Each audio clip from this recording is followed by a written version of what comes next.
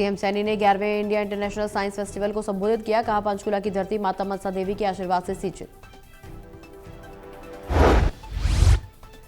11वां international science festival आयोजित होना ये हम सब के लिए गौरव की बात है। इसके लिए आप सबका मैं बहुत बहुत बधाई और शुभकामनाएं देता हूं। साथियों, पंचकुला की यह धरती ये माता मनसा देवी के आशीर्वाद से ये सिंचित भूमि है। यह धरा आज आत्मनिर्भर भारत के साइंस फेस्टिवल में देश विदेश के 40,000 से ज्यादा प्रतिभागियों ने शिरकत की। पीएम मोदी का आत्मनिर्भर भारत का संकल्प, उनमें से ये एक महत्वपूर्ण कदम। बूते पर हम सब जानते हैं ये पिछले 11 वर्षों में विज्ञान ने किस गति से ये भारत आगे बढ़ा है।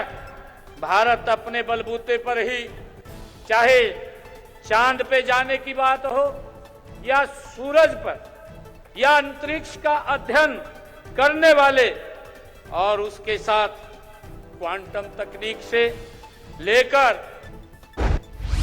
सीएम सैनी ने बीजेपी कार्यक्रम में शिरकत की। बैठक की शुरुआत वंदे मातरम गीत से हुई। बैठक में कई मुद्दों पर चर्चा। सीएम सैनी ने महत्वपूर्ण बजट घोषणाओं की समीक्षा बैठक की। सीएम ने विभाग को स्पष्ट निर्देश दिए। बास्केटबॉल नेशनल खिलाड़ी हार्दिक राठी की मौत के बाद पिता ने पुलिस में एफआईआर दर्ज कराई। पिता ने ठेकेदारों पर कार्रवाई करने की शिकायत की। उसके पिताजी संदीप हैं, उसने एक दरखास्त हमारे को दी है जिसमें उसने कहा है कि इसमें लापरवाही की गई है, जिस वजह से उसके लड़के हार्दिक की मृत्यु हुई है। तो इस संबंध में कंप्लेंट हमारे को प्राप्त हुई है, जिस पर अभी मुकदमा दर्ज किया गया है और आगामी कार्रवाई इसमें अमल में लाई जाएगी। सोनीपत की न्यू कॉलोनी के लोग दूषित पेयजल की सप्लाई से परेशान। लोगों ने सड़कों पर उतरकर निगम के खिलाफ नारेबाजी की। पिछले 6 महीने से पानी की सप्लाई शोरयुक्त आ रही है।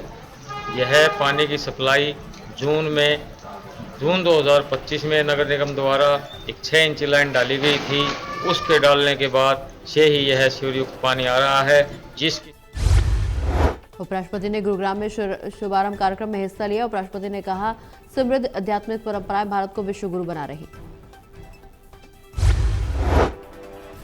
4 years of tireless service and stepping into its 25th year, that is 25 years, one work, making the society more refined, more dedicated. Haryana में ठंड ने दस्तक दी। हरियाणा के अधिकांश शहरों में सुबह शाम लोगों को ठंडक का सामना करना पड़ रहा है। करनाल में मिड डे वर्कर्स ने केंद्र सरकार और प्रदेश सरकार के खिलाफ जमकर नारेबाजी की। महिला मिड डे मील वर्कर महापड़ाव में बड़ी संख्या में शामिल हुई। पड़ाव डाला है, कल आंगनबाड़ी वर्कर का था और आज हमारा मिड डे मील वर्करों का, क्योंकि सरकार ने अभी तक हमारे जो मानदेय तय किया है वो भी अभी तक सरकार ने नहीं दिया। क्योंकि हमारी सरकार से जो मांग है वो 26,000 न्यूनतम वेतन की है और सरकार हमें 10 महीने की तनख्वाह दे रही है, वो भी टाइम से नहीं मिलती, क्योंकि 3-3 महीने बाद। 9 जिलों में मिड डे मील वर्कर महापड़ाव में शामिल। अपनी मांगों को लेकर 3 दिवसीय महापड़ाव कर रही महिला वर्कर्स। चाहते हैं, ये साहब ने हमने नोटिस दिया था खट्टर के पीएन को, जो सरकार ने आज तक भी हमारे को कुछ नहीं दिया। सेंट्रल सरकार के खिलाफ ये धरना है। तो तीनों परियोजना वर्कर है, कल आंगनबाड़ी थी, आज मिड डे मील है, कल आशा वर्कर, दिन रात का पड़ाव है। तो हम ये कहना चाहते। सोनीपत में पदभार कार्यक्रम में मंत्री अरविंद शर्मा ने शिरकत की। मंत्री अरविंद शर्मा ने बधाई देते हुए कहा, किसानों के सशक्तिकरण में अपना अहम योगदान दें। खुशी का माहौल, जोश का, आपने हम सब मेरा ख्याल कन्नौर हल्के के सभी गांवों के, शहर के और पूरे हरियाणा से लोग बाग जो है निशांत छोकर को, भाइयों के इस कौशिक को, इन दोनों को जो मेंबरान बने उन सबको बधाई देने के लिए मार्केटिंग कमेटी का। अरविंद शर्मा ने कहा, पीएम मोदी का संकल्प किसान भाइयों को आर्थिक तौर पर संपन्न बनाना। किसानों के लिए केंद्र प्रदेश सरकार कई कदम उठा रही।